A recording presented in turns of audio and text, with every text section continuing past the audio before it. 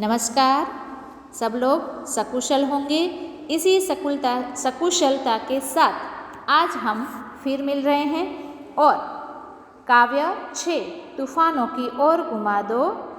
यहाँ हमारे अभ्यास के प्रश्न बाकी थे, तो चलो शुरू करते हैं अभ्यास के प्रश्नों की चर्चा, जिसमें प्रश्न 1 जो है शुद्ध उच्चारण कीजिए। प्रश्न 1 आपको कठिन शब्दों में ले लेना है। फिर प्रश्न 3 से हम चर्चा करते हैं। पहला प्रश्न है, तूफानों की ओर घुमा दो नाविक निज पतवार, ऐसा कवि ने क्यों कहा है? ऐसा कवि ने क्यों कहा होगा? तो तूफानों की ओर घुमा दो नाविक निज पतवार। तो तूफान जो है वो किसका प्रतीक है? तूफान कठिनाइयों का प्रतीक है, मुश्किलों का प्रतीक है।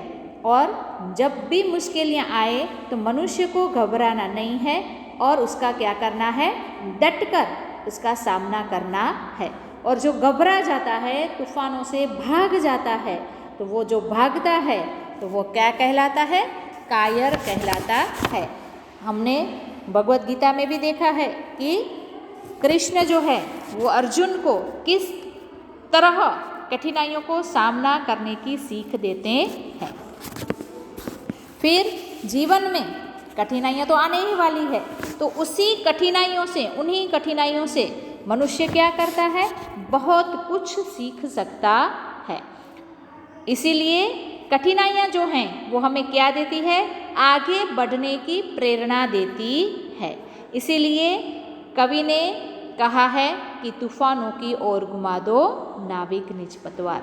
सागर भी तो यह पहचानने में क्या पहचानने की बात कही गई है? तो सागर भी तो यह पहचानने, क्या पहचाने? मनुष्य के अंदर अदम्य साहस है और अपार शक्ति है।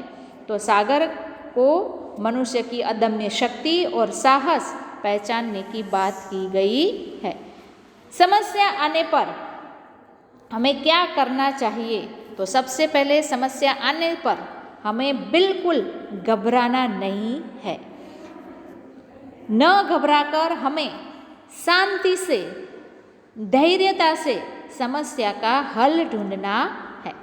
इस अंधड़ में साहस तोलो का क्या अर्थ है? अंधड़ मतलब आंधी, तूफान। तो इस अंधड़ में साहस तोलने का अर्थ क्या होगा? तो इस अंधड़ में साहस तोलने का अर्थ होगा कि जो आंधी आती है उसी में जो हमारे साहस की परीक्षा होती है। तो यह जो है वो हमारी साहस की परीक्षा का समय है। तो उसे हमें कठिन समय जो है, उस कठिन समय में अपने आप को हमें समझने का, अपने आप को परखने का मौका मिलता है। तो इस अंधड़ में साहस तोलो। फिर काव्य जो 4 है, प्रश्न जो 4 है, वो कविता पढ़कर उनके प्रश्नों के उत्तर आपको देने हैं। यह जो है वो पद्य समीक्षा भी कहलाता है कि काव्य को अच्छी तरह से आप पढ़ेंगे। बहुत ही सुंदर काव्य है, किताब के ऊपर यह काव्य है। फिर प्रश्न 1 आपको किताब में ही लिख देना है। किताबों में कौन चहचहाता है? तो जो चहचहाता है, कौन चहचहाता है? चिड़िया चहचहाती है। तो आपको जो जवाब है वो वहीं राइट कर देना है। फिर प्रश्न 2 लिखना है, वाक्य में प्रयोग, और प्रश्न 3 लिखना है। पहले काव्य लिखोगे बराबर, उसके बाद प्रश्न 2, प्रश्न 3। फिर यहाँ सुंदर चित्र आपको दिखाई दे रहा है, जिसको हम बार बार याद करते हैं। और इस बार तो मेले लगे ही नहीं, तो आपको मज़ा आएगा। पिछली बार का मेला आप याद करोगे। और यहाँ जो शब्द दिए गए हैं वह शब्द को आपको कहानी में ढालने हैं। आपको छोटी सी कहानी बनानी है। और शब्द यहाँ पर दिए गए हैं सामने ही, सुबह, घर, मेला, खिलौने वाला, ढेर सारे बच्चे, जगना, खरीदना, खुश, मुर्गा, रात, बक्सा और बांग। तो आपको एक सुंदर कहानी इन शब्दों के आधार पर बनानी है। फिर है, आपके गांव में बाढ़ आए तब उस समय आप क्या करोगे? गांव छोड़कर चले जाएंगे या गांव वालों की मदद करेंगे? तो आप कैसे बाढ़ के समय गांव की मदद करेंगे, वह आपको सोचना है। क्योंकि समस्या से भागना तो क्या है, कायरता है, और आप समस्या से भागेंगे नहीं, आप अपने गांव वाले को बाढ़ से छुड़ाएंगे। फिर है रेखांकित शब्दों के विशेषण आपको बनाने हैं। तो ईमानदारी है तो ईमानदार होगा, अमीरी अमीर, ऊंचाई ऊंचा, वीरता वीर, बुराई बुरा। फिर यहाँ है कहावतों के अर्थ जो हैं, अर्थ नहीं लिखने हैं, क्या करना है, उसका सिर्फ वाक्य में ही प्रयोग करना है, पर आपको उसका अर्थ मालूम होना चाहिए। जैसे पहली कहावत है, उल्टा चोर कोतवाल को डांटे। तो उल्टा चोर कोतवाल को डांटे, तो उसका अर्थ क्या होगा कि अपराधी द्वारा निर्दोष को धमकाना। पर उसका वाक्य प्रयोग क्या होगा कि जब किसी की गलती तुम्हारी है और दोष तुम मुझे दे रहे हो, अरे यह तो यही बात हुई, उल्टा चोर कोतवाल को डांटे।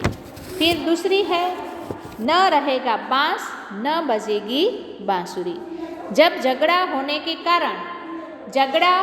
कारण क्या होता है कि झगड़े का जो कारण है वही खत्म कर देना, तो उसे कहते हैं न बजेगी बांस न बजेगी बांसुरी। जैसे कि आपके घर में टीवी के कारण झगड़े होते हो, रिमोट के कारण झगड़े होते हो, आप पढ़ाई में ध्यान न देती हो, तो मम्मी क्या करेगी, आकर कहेगी कि टीवी के कारण टीवी ही बंद कर दें, तो क्या होगा, टीवी ही यदि ले ली जाए तो झगड़े जो है वो खत्म हो जाएंगे।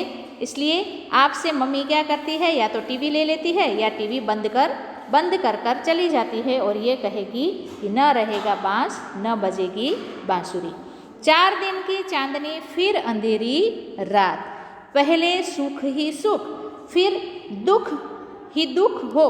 पहले थोड़ा सुख हो पर बाद में दुख ही दुख हो, तब इस कहावत का प्रयोग होता है। जैसे किसी को बहुत बड़ा पद मिल जाए, कहीं कोई नौकरी अचानक से बहुत बड़ी मिल जाए, तो राजेश को अचानक से बहुत ही सुंदर नौकरी मिल गई, पर वह 2 महीने के बाद चली जाने वाली थी, चली गई।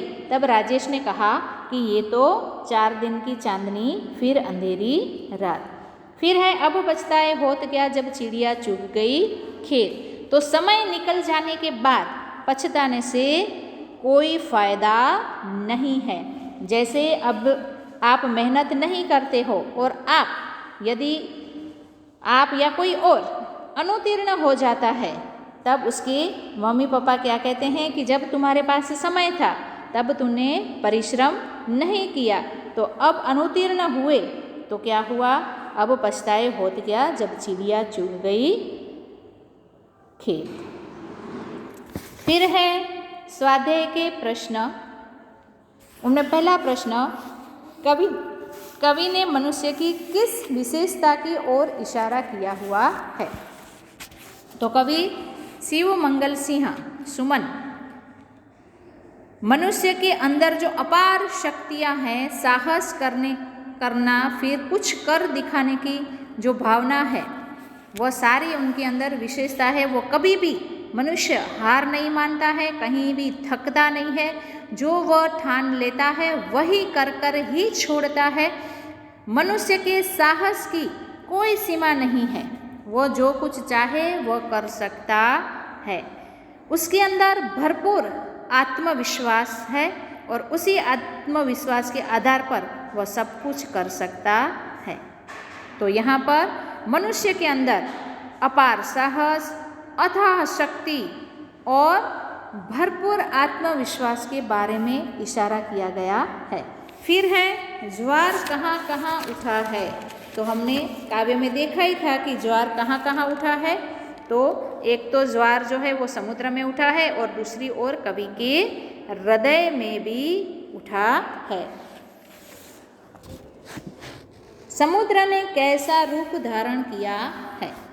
तो समुद्र ने रौद्र स्वरूप धारण किया है। उसकी लहरें जो है वो मचल मचल कर उठ रही हैं, जैसे उसने कुछ ठान लिया हो कि आज जो कोई मांझी आएगा तो मैं उसे अपने अंदर समा लूँगा, ऐसे रौद्र स्वरूप, भयानक स्वरूप उसने धारण किया हुआ है।